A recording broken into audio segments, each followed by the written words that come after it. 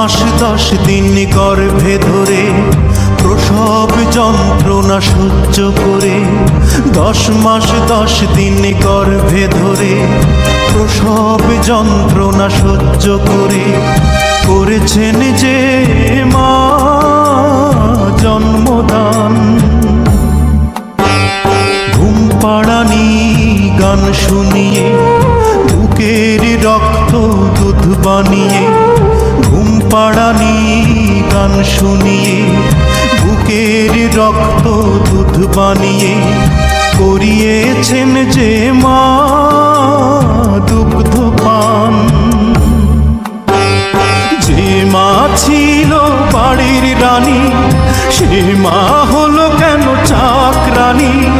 কোন পাষণ্ড করেছে কাজ, হায় আমি কি দেখছি আজ।